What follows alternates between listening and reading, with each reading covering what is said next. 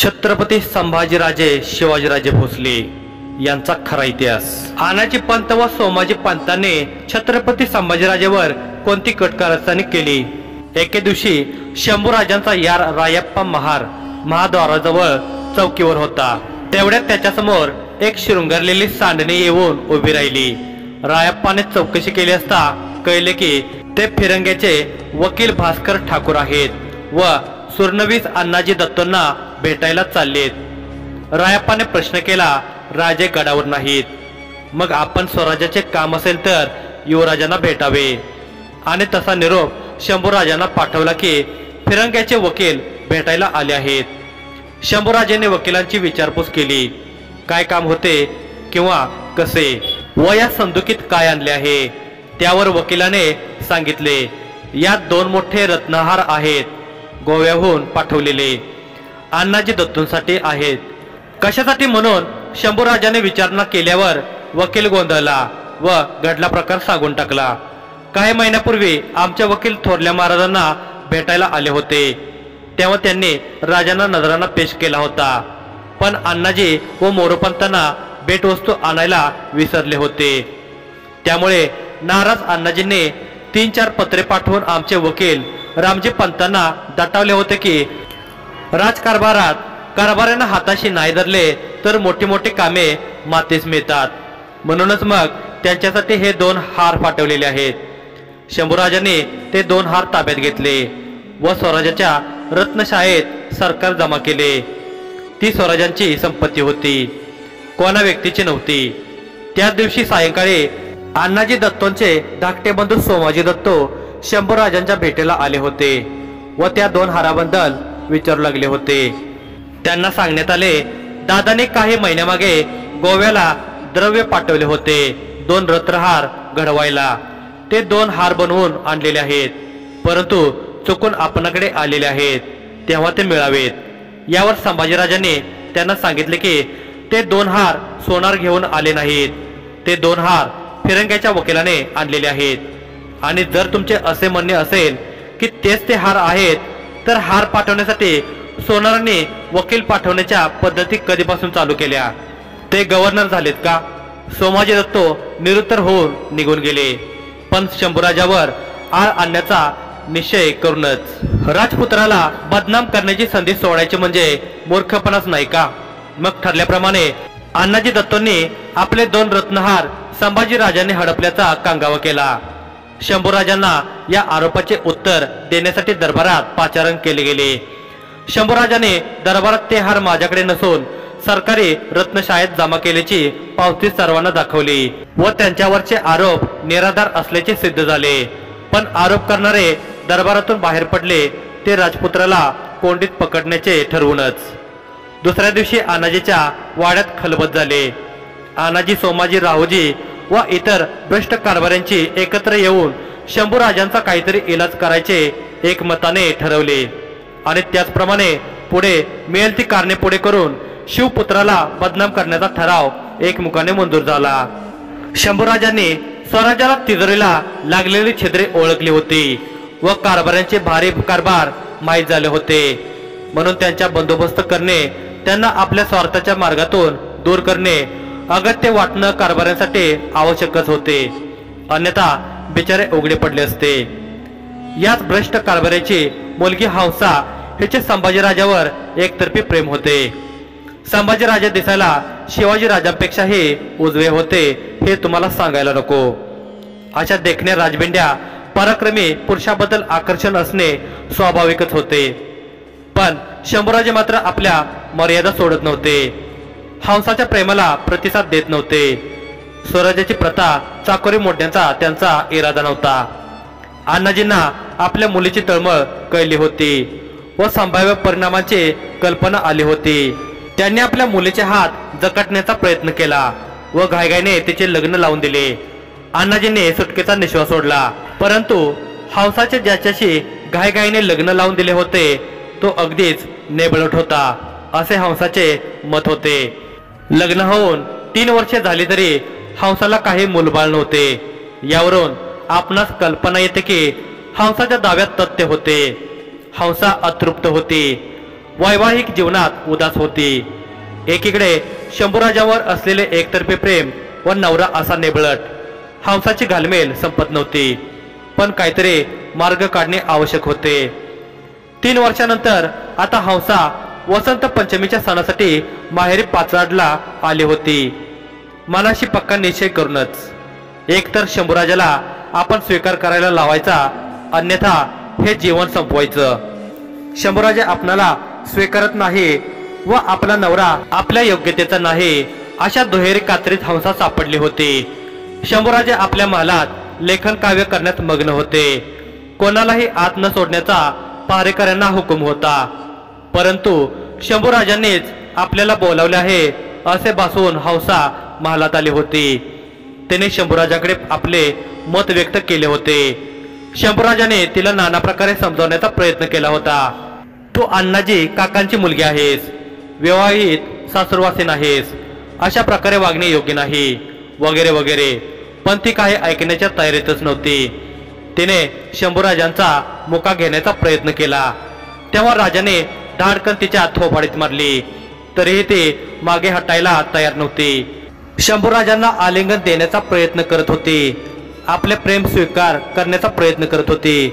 शंभूराजाने तिला दूर लोटले तरी ती हटत नव्हती। शेवटी शंभूराजाने सटासट अशा एकामागून एक अशा 3-4 कानशिरात लगावल्या, पण हंसा काही भानावर येत नव्हती। प्रेमाने ती आंधळी झाली होती, आपल्या मर्यादा तोडून प्रेमाच्या लाटेवर स्वार होऊ पाहत होती। हंसा खूपच निराश होती। जाता जाता शंभूराजांना सांगून गेली, राजा 3 दिवस तुझ्या होकाराची वाट पाहीन, तुझे उत्तर नाही आले तर तुला माझा मेलेला मुर्दा पाहायला मिळेल। शंभूराजे युवराज होते, छत्रपती शिवाजी राजाचे पुत्र होते। अशा आंधळ्या बेमुहूर्त मागणीला होकार देणे शक्यच नव्हते। ठरल्याप्रमाणे हंसाने 3 दिवस राजांच्या होकाराची वाट पाहिली, पण कसलेच उत्तर आले नाही। निराश वैफल्यग्रस्त होऊन प्रेमाच्या आंधळेपणात बेहोश होऊन हंसाने हौदात उडी मारून आत्महत्या केली होती।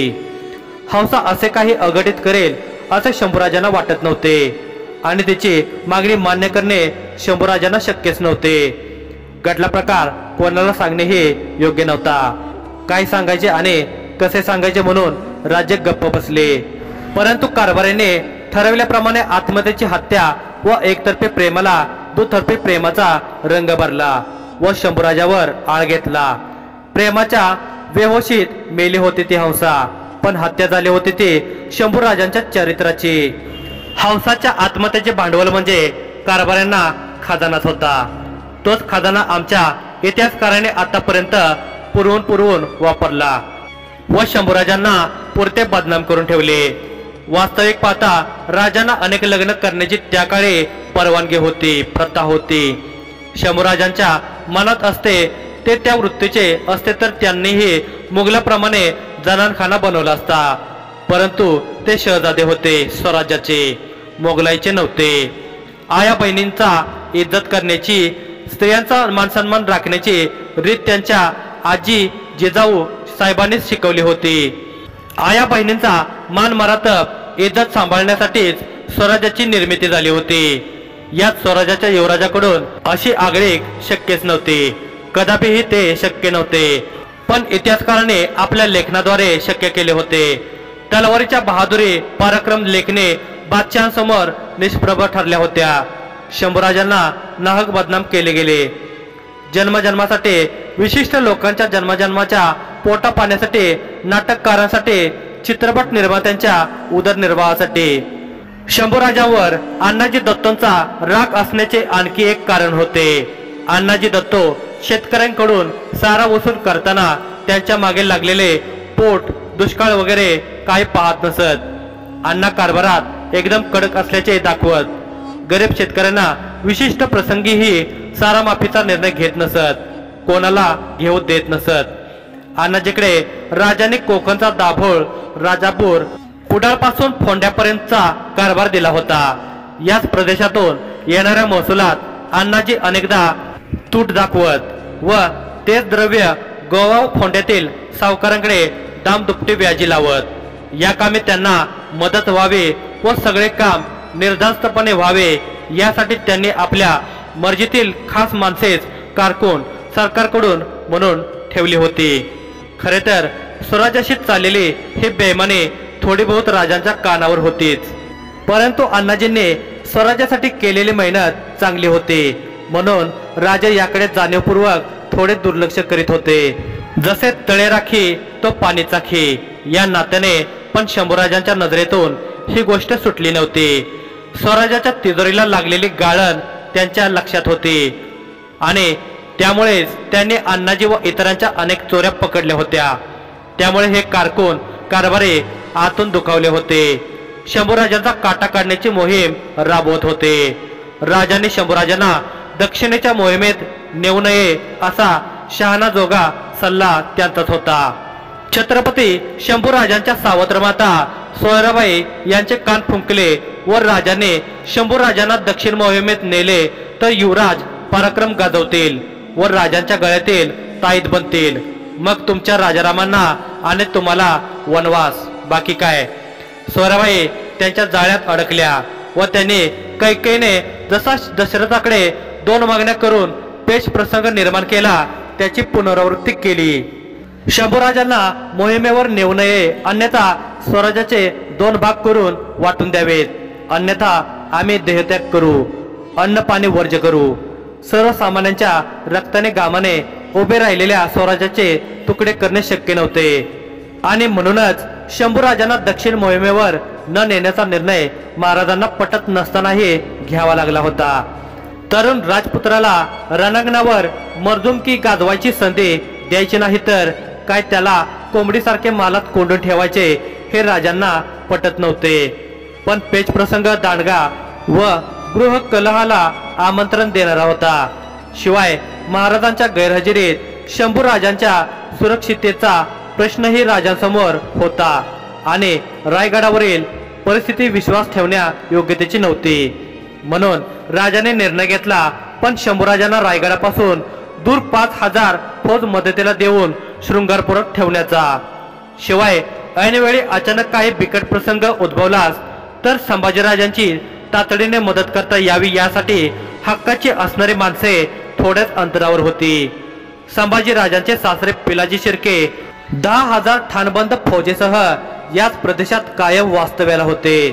त्यामुळे हेच ठिकाण संभाजीराजांसाठी सुरक्षित आणि स्वराज्याची उपराजधानी किल्ले पन्हाळापासून जवळच होते। कटकऱ्यांपासून युवराजांच्या जीवाला धोका होता हे राजांना माहित होते, म्हणून महाराजांनी एवढी खबरदारी घेतली होती। परंतु कटकारस्थानी कारभारीने पुन्हा एकदा शंभूराजांची कोंडी केली होते हे मात्र खरे होते।